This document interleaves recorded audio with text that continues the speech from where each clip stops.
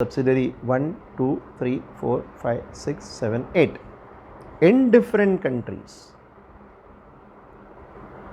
Company A has various subsidiaries in different countries, and those subsidiaries had invested money in Hutch India Limited. Please understand, subsidiaries 1, 2, 3, 4, 5, 6, 7, 8 got their money from the parent company, British company, Vodafone. Vodafone was the later name. Hutch was getting the money from Hutch. It has several subsidiaries in various other countries, and those subsidiaries had invested money in India. That company in Mauritius, British company,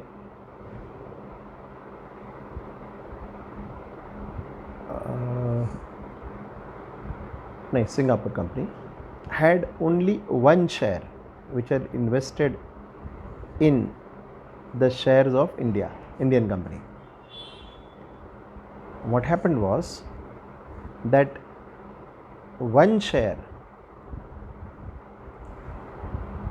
it had only, in India we cannot form a company with one share, but in Singapore you can form a company with one share. In Mauritius you can form a company with just one share. So when there is one share only, in India we have at least 5 lakh shares, 1 lakh shares, 10,000 shares of a company. There you had only one share. That single company having single share, it had invested in these subsidiaries, and these subsidiaries had invested the money in Indian company Hutch. So that one share was purchased. One share. That company was managing 8 companies, and that 8 companies put together were managing this Hutch India.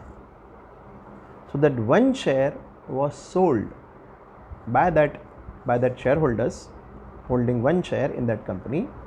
That share was sold to Vodafone for $2 billion. One share, $2 billion. So when that sale took place, the Indian government argued, okay, you are purchasing the company located in Mauritius with one share. It was a Mauritian company. That one share had been sold for a consideration of $2 billion when that company did not have corresponding assets. See, obviously when you purchase the company, what do you purchase? You purchase the shares of a company. But when you purchase the shares of a company, the valuation of the share will be determined based on the assets which the company has. Obviously, let me give you a simple illustration.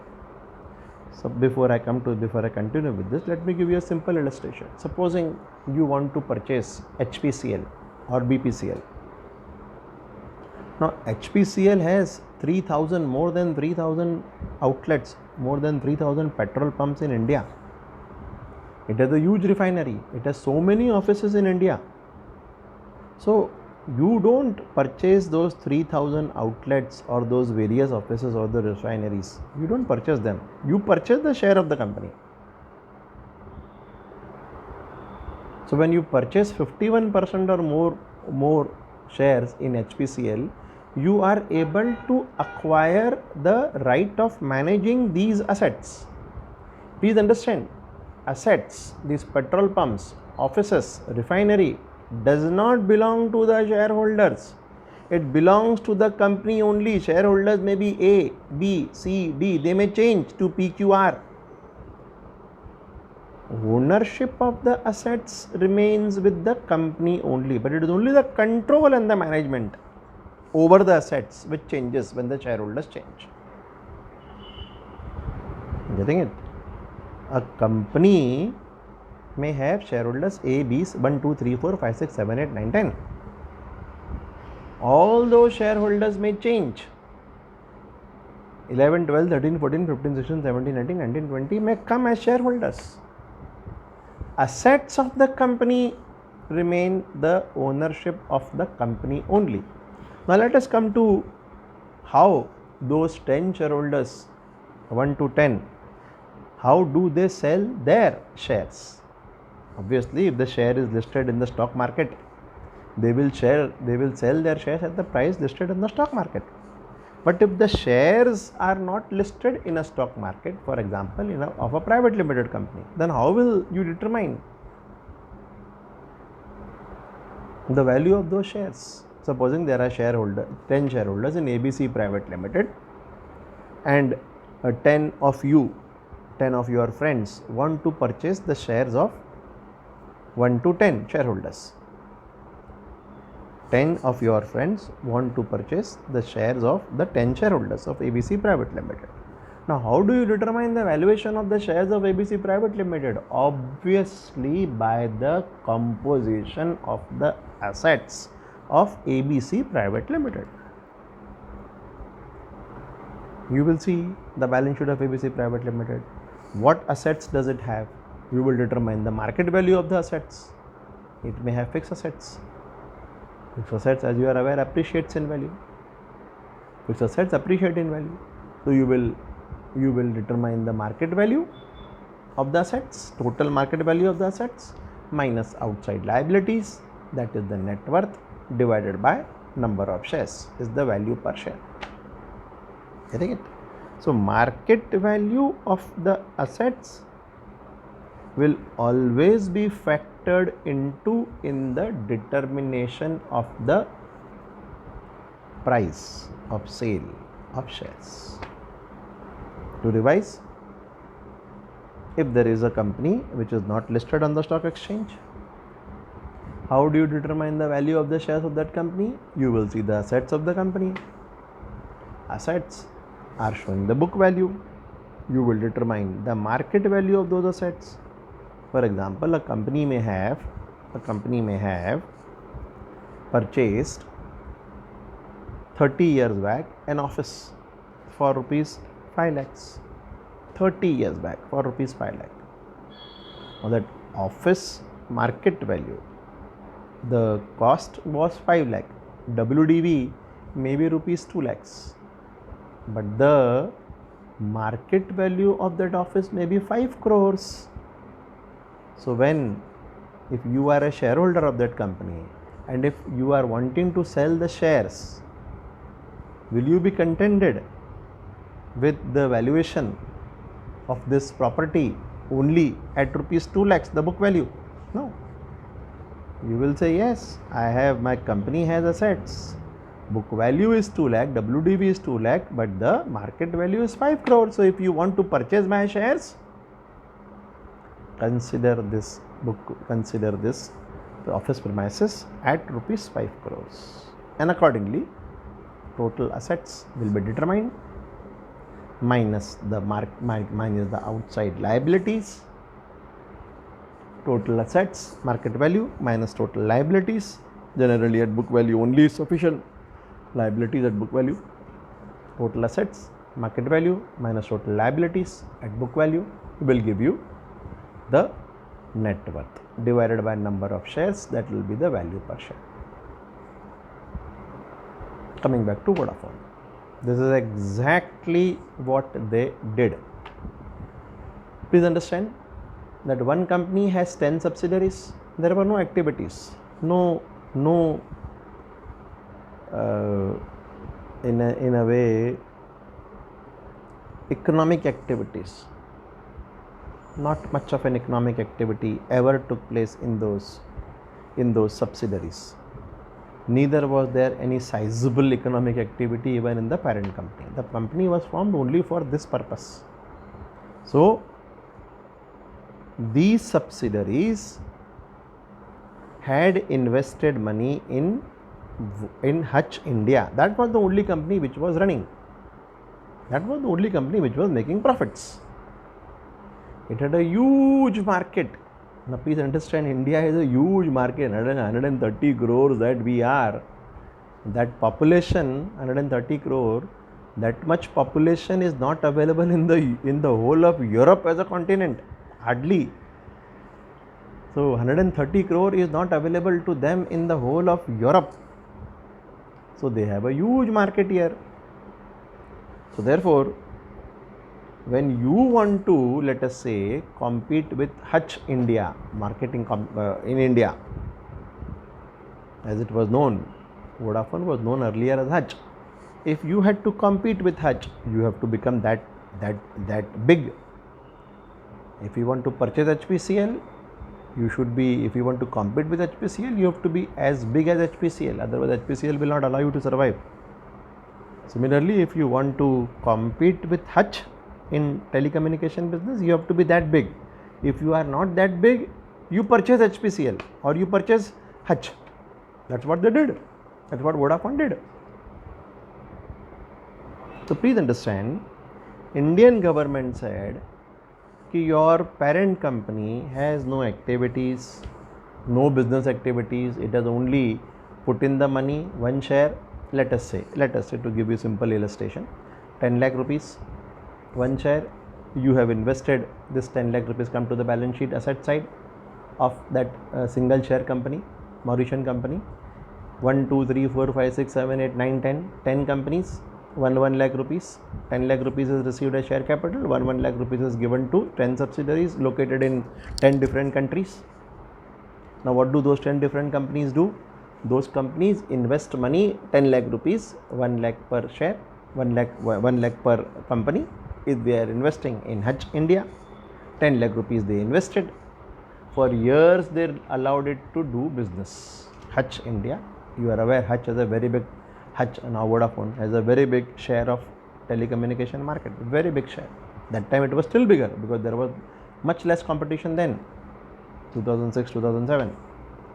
So that 10 lakh rupees which they had invested, consider the balance sheet of each of these subsidiaries, 1 lakh rupees each received from parent company, 1 lakh rupees invested in Hutch India, each of these companies. Indian government said कि this parent company does not have any business activity, these subsidiaries do not have any business activity, only one company which has been formed by the subsidiaries has business activities, which is Hutch India. It has huge profits, right? It has huge asset base. So they said over the years they earned profit, they invested in assets. So the Indian government said कि when you are valuing the share of that Mauritian company, one share of Mauritian company, you will not be considering 10 lakh rupees only which is appearing in its balance sheet, because that investment of 10 lakh rupees has been made in 10 subsidiaries, and those 10 subsidiaries in turn has invested in Hutch India. So the value of assets of Hutch India, which is appreciated, has been factored into in determining the value of the one single share of that Mauritian company. Make sense?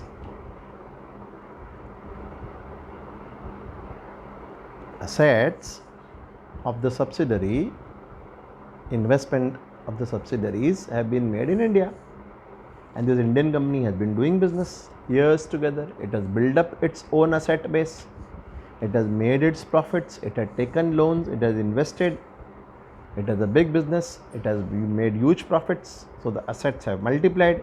10 lakh rupees which was given by the subsidiaries has become maybe a few hundred crores based on the business.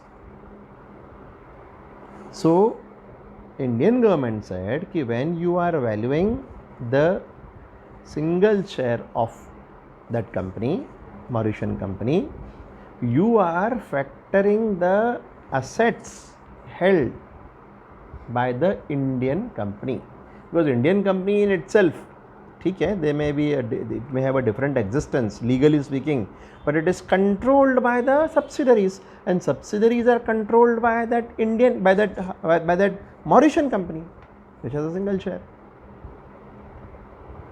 So therefore, since that one share company, Mauritian company, was controlling through its subsidiaries Hutch also, it can easily determine the valuation of the share according to its wishes. So 2 billion US dollar was the valuation of that single share. Indian government said ki you have acquired the assets of Hutch India. There is a sale of assets of Hutch India. Try to understand this issue. Indian government said you are determining the value of one share based on the asset valuation of India. So it is equivalent to, this is what Indian government said, this is equivalent to the sale of assets of Hutch India to a foreign company. Getting this? Now this is against the principle that we have just discussed, different accounting entities. Who owns the assets of Hutch India? The company only owns the assets. Did the company sell the assets? Did the company sell the assets? This in case of India, assets remain with Hutch India. Shareholders still remain those subsidiaries. Shareholders of subsidiary, individual subsidiary, was that one single share company in Mauritius. That Mauritian company share has been purchased by Vodafone. So Vodafone now controls that Mauritian company, as it was also always doing, controlling 10 subsidiaries, and those 10 subsidiaries controlling Indian company Hutch. So there was no change in the ownership as such of the Indian company. That remained the same. But the parent company shareholders changed. The shareholders of the parent company, there was only one shareholder. It changed. So Indian government said, "Arey, you are purchasing Indian assets, Indian company has sold its assets, now we want to recover tax on it." Are you getting this? The Indian government said ki you have purchased the assets of India, of an Indian company located in India. Coming to section 9(1), which I was discussing, the fourth limb. Directly or indirectly, income accruing or arising in India, income deemed to accrue or arise in India, whether directly or indirectly, through transfer of capital assets situate in India, whether directly or indirectly, through transfer of a capital asset situate in India. Now the capital asset is situated in India. Now was there a transfer of capital asset? Capital assets were not transferred. Capital assets of Indian company were not transferred. Neither were the shares held in Hutch India, neither were those shares transferred, nor were the assets of Hutch India transferred. So there was, actually speaking, no transfer. Directly or indirectly is a different question altogether. There was no transfer of the assets. Therefore, if there is no transfer of capital assets situated in India, section 9(1)(1) doesn't operate. The fourth limb doesn't operate. Government wanted Supreme Court to read that when there is a transfer of assets situated in India, it has to be considered to be transfer of assets in India, and it should be brought to tax. Supreme Court said no. When we are interpreting a tax statute, we will go absolutely by what you have written in the act. If you have stated कि this kind of a transaction is taxable, if you have stated it clearly, I will allow you to recover tax. If you don't state it clearly, by implication, I will not allow you to recover tax. So, taxation is by specific legislation, not by implication, not by attributing. Only if there is a specific statute to levy and recover tax, only then will the government allow. If there is no specific provision invoking taxability, by implication, by possibilities, the courts will not allow the government to recover tax. And after Vodafone judgment, when the government lost in the Supreme Court, Pranab Mukherjee, he was the then finance minister, he amended the law with retrospective effect. He changed the law. He said, if this is the case, meaning if the assets are located in India, are considered for determining the value of a share of a company which may be located in a foreign country,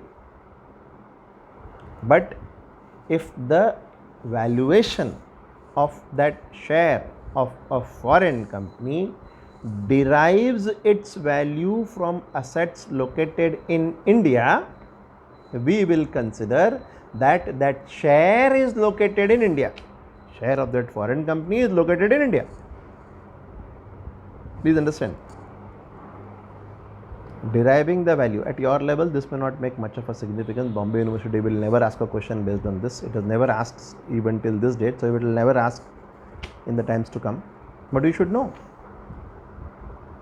Pranab Mukherjee, he came out with an amendment with an explanation that too with retrospective effect. He said in 2012 he comes out with an amendment with a retrospective explanation inserted with a retrospective effect.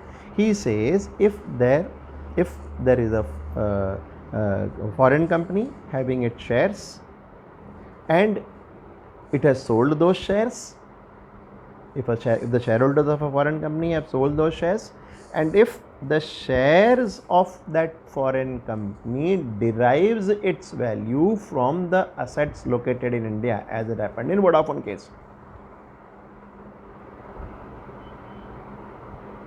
then the share will be deemed to be located in India. Of course, there are riders to it which I am not discussing, that is not relevant at your level. I am only introducing to you an interesting issue so that you will realize that income tax by itself, if you read the sections, it's such a dry piece of legislation. It will not make much of a meaning. It will never get any interest. Income Tax Act, if you read, firstly you don't understand Income Tax Act when you read the bare act. Even if you try to understand, even if you do understand, you will find it to be a very, very dry, absolutely arid piece of legislation. You won't enjoy reading. It's only when you are confronted with the case laws, interpretation of the tax issues, that is what is very interesting. That is what is very interesting. So I am trying to introduce the interpretational issues before you so that the interest in subject is maintained. You are able to have a consistent interest in the subject. Once you have an interest in the subject, you will not need a teacher like Hemant Sharma. You will be able to do it by yourself. You will start learning yourself. It's that vast a subject, very, very vast a subject. But then you should have interest. You should inculcate interest in it. A lifetime may prove insufficient to understand income tax. It's very complex. For me, more than 25 years of my marriage, I have not been able to understand my wife. How do I understand income tax? So it's a very complex piece of legislation. Let me be very honest. So, government changed the law with retrospective effect, as we have discussed.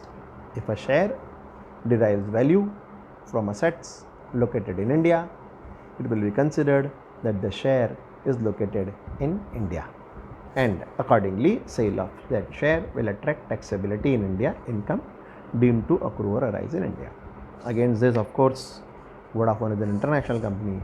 Vodafone went to the matter is still before the ICJ, International Court of Justice. Vodafone has taken Indian government to International Court of Justice. It has a court order in its favor. You cannot amend the law with retrospective effect. Even if you amend the law, the power to amend the law with retrospective effect is reserved with the government. That is recognized by Supreme Court, that is recognized by the legal eagles also, by the legal principles also. You are able to, a government is able to, many countries do it, not only India. US, UK, all, most of them have done that, retrospective amendment of tax statutes. So they, since you change the law with retrospective effect, but it will not affect the case where the Supreme Court has given a judgment in your favor. Try to understand this very, very carefully. Even the government cannot annul Supreme Court judgment. Supreme Court has given a judgment on a particular section. What they can do is, they cannot reverse the judgment of the Supreme Court.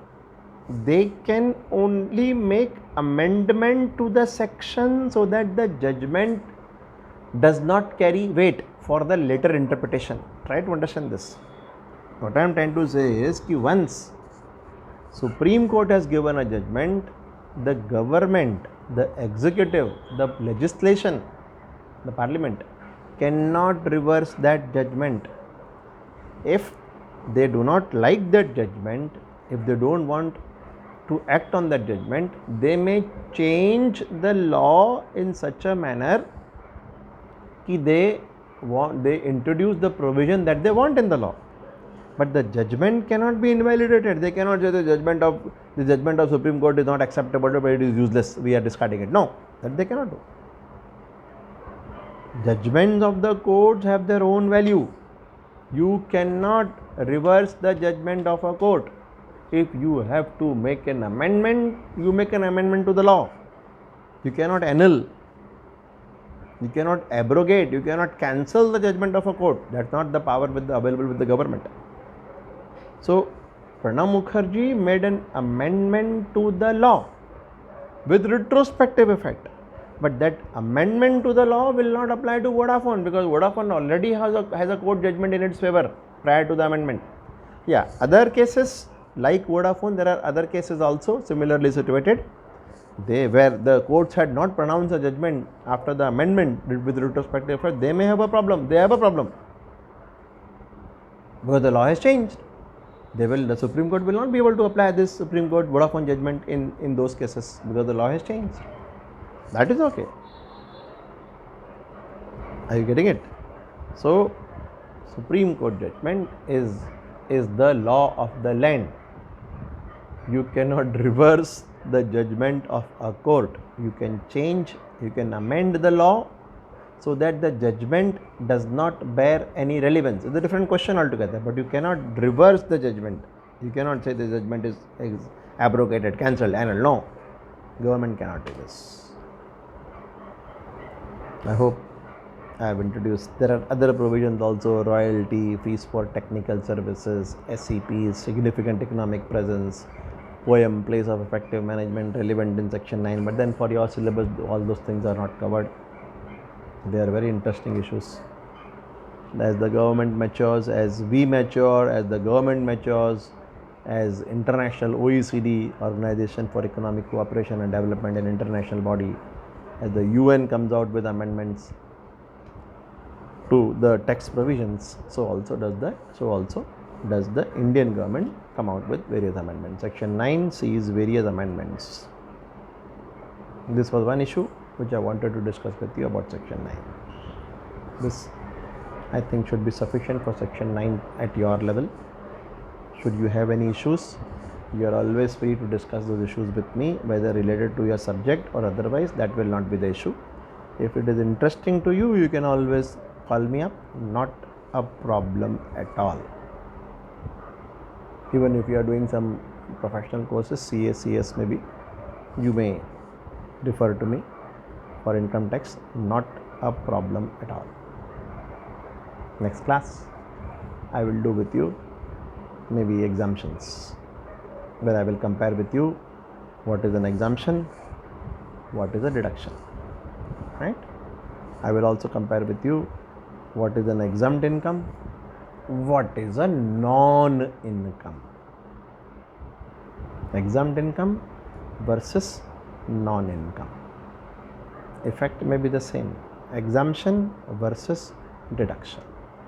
We will discuss that in the next class. Thank you for a very patient hearing. Namaskar.